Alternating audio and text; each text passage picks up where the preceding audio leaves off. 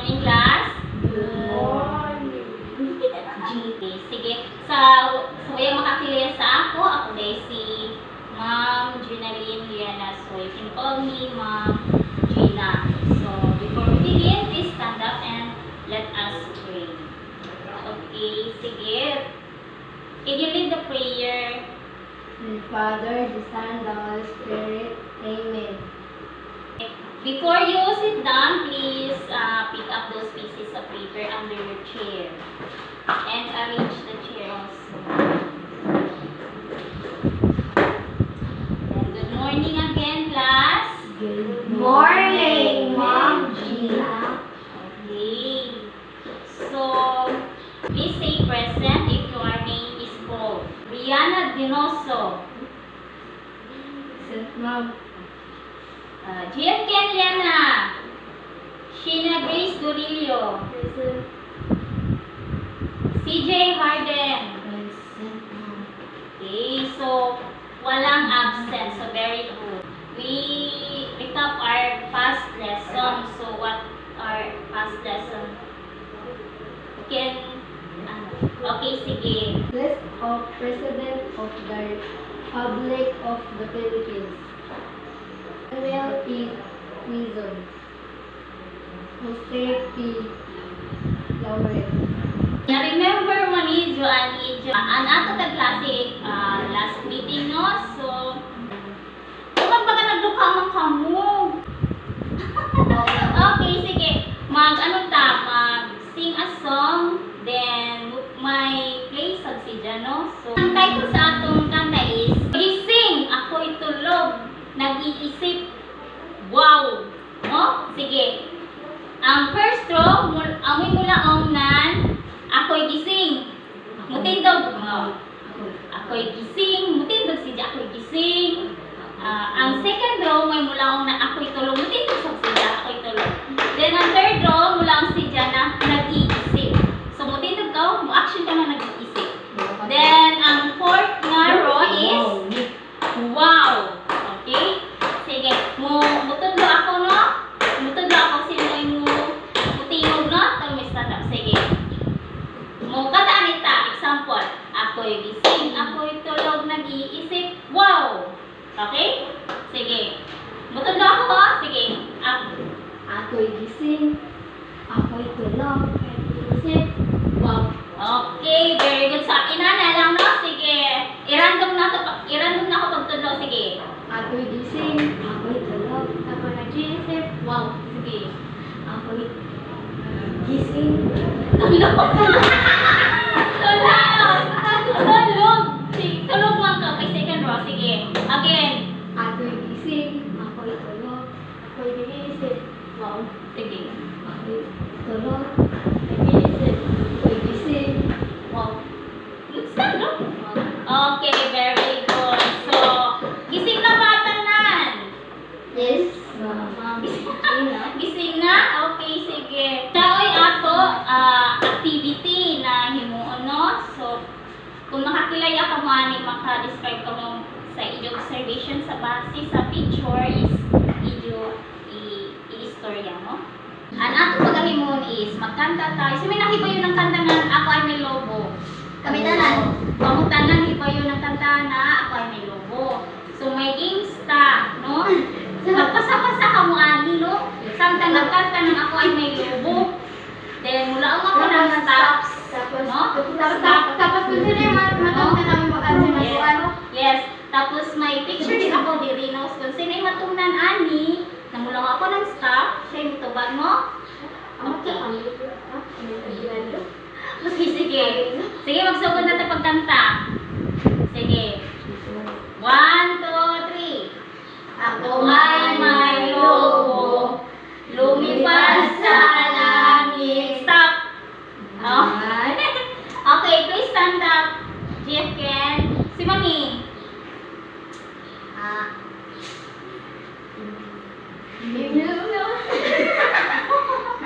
Sino? Tao. Tao. Then, umingayan ni Jack. Kaya ka, ani? Kuya. Nguya, sige. Sige, balik ta pag pag-roll na Tapos ang ito pa. Sige. Hi, stop na lyrics. Ako. Sa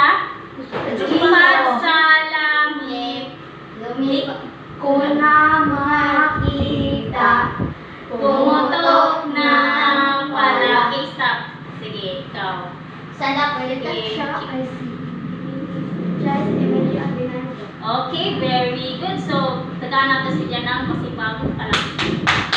Okay, very good. Sige. So, another. Ano pa to? Saan? Ito na yung stop. Okay. Lumipad na pala. Sayang lang pera ko. Binili ng lobo. Stop. Ay, Sige. O, manini.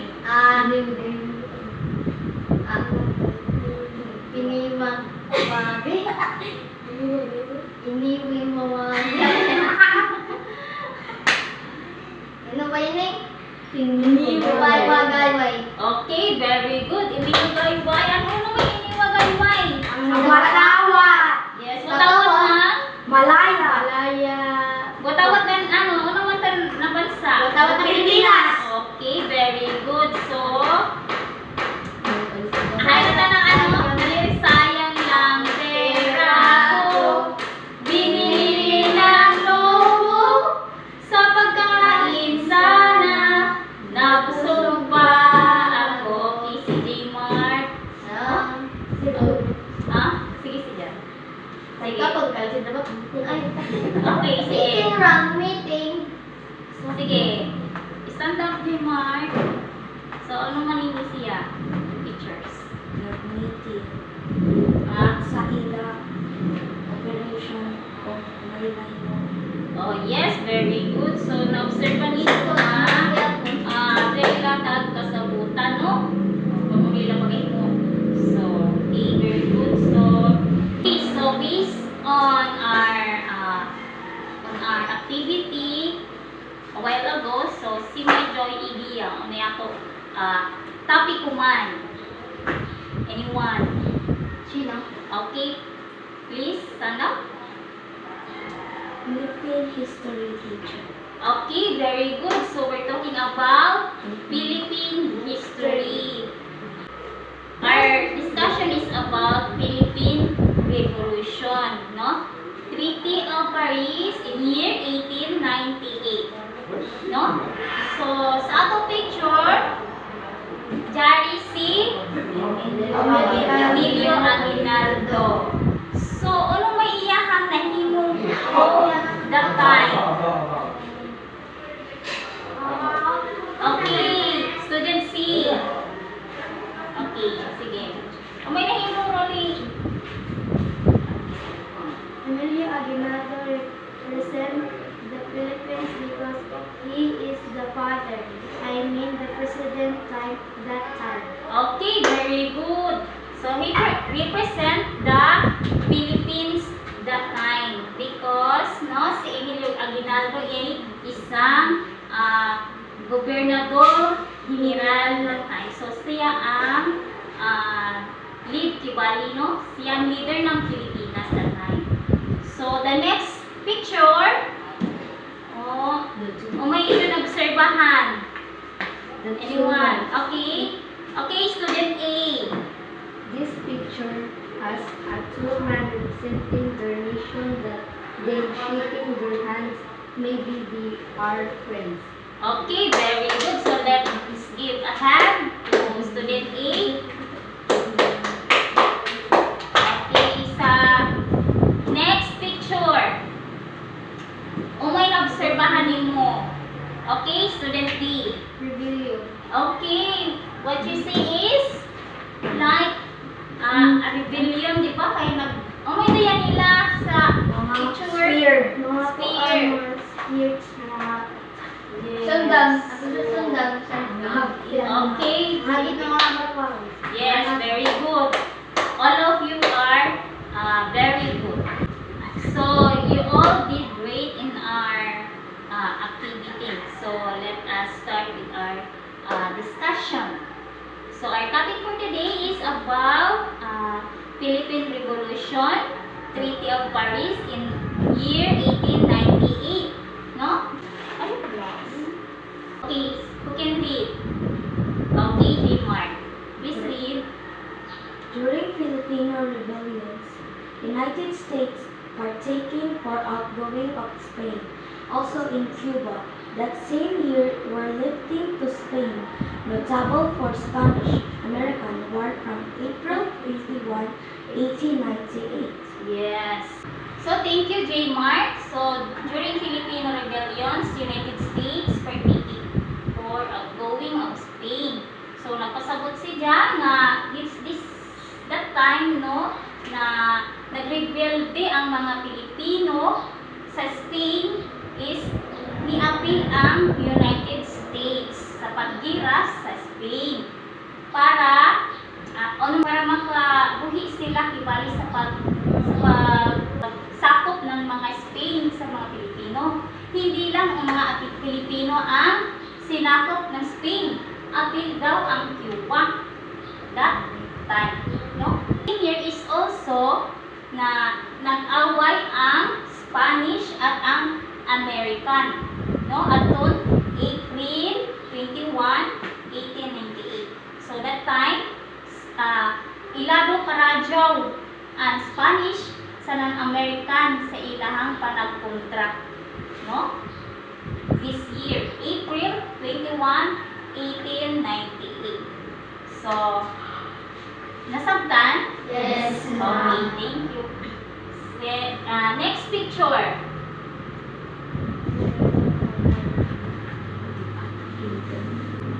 Okay, you can read this. Okay, Jay, you can. The freedom of was success Actually, achieved by the Filipino in Spain. in Spain through the support of the United States. Filipino and Cubanos So, thought that the United States are there. It's allies, but working without their understanding. understanding that can cause a new chapter of war. Okay, thank you, Miss Jung. So, the time, the freedom of success achieved by the Filipino in Spain through the support of the United States. Filipinos and Cubanos thought that the United States are their allies, but lurking without their understanding that can cause a new chapter of war. So, base sa picture, masabtan naman ninyo, no, nga na-achieve ng mga Pilipino ang freedom, no? Then, however, Filipinos thought, no? Filipinos thought that ang Amerikano is kanilang kakampi, no? That time, pag-achieve nila ng freedom, ang Filipinos na pag-achieve nila ng freedom, thought sila na kakampi nila ang Americans that time.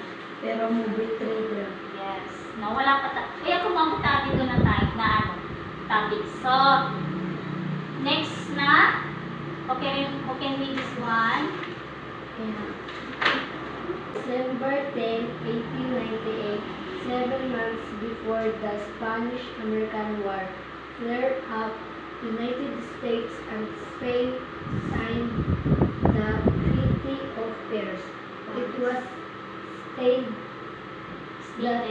stated that the leadership will be transferred to United States from Spain along with the nations of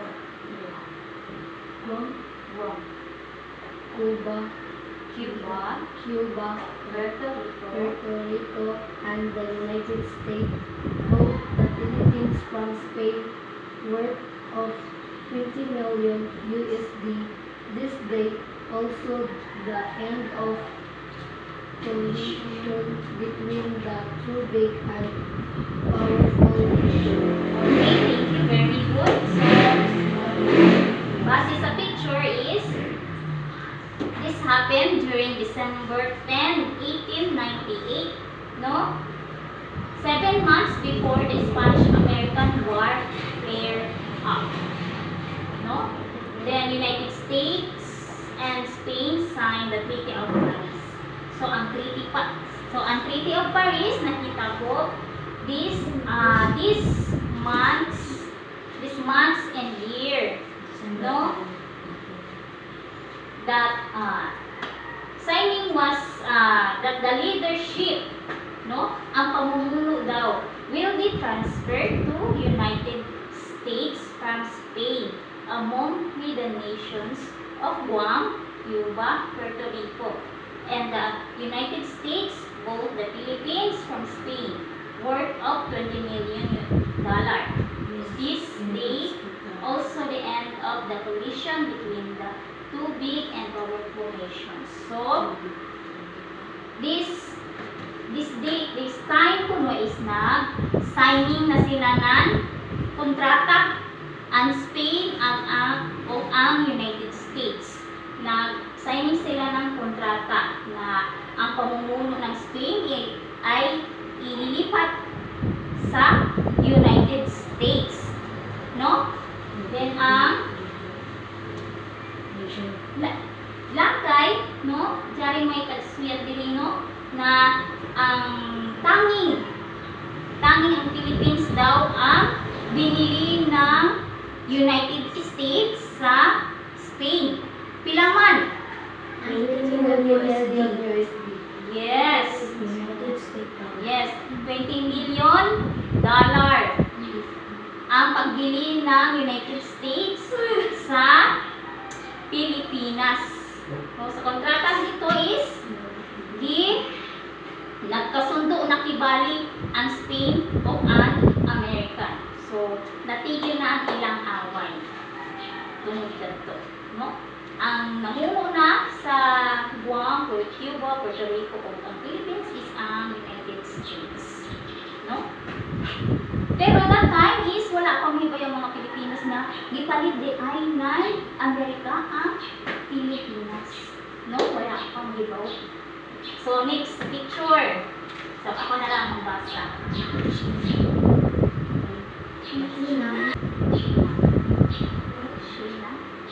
However, many nations has been under the United States. Only the Philippines rebelled. Emilio Aguinaldo, for us, we know that the United States is an ally and justly, but the truth is, it is the worst and offense begin of another massive war between the Filipinos and Americans. Okay, thank you. Down. So, ito na. Si Emilio Aguinaldo, no?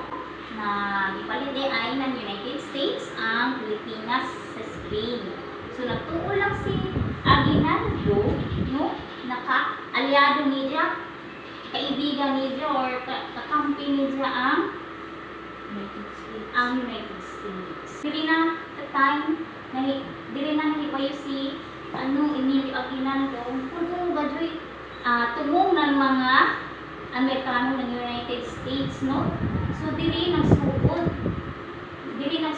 ang away, ang war, ang rebellion ng mga Pilipino sa Amerikano, no?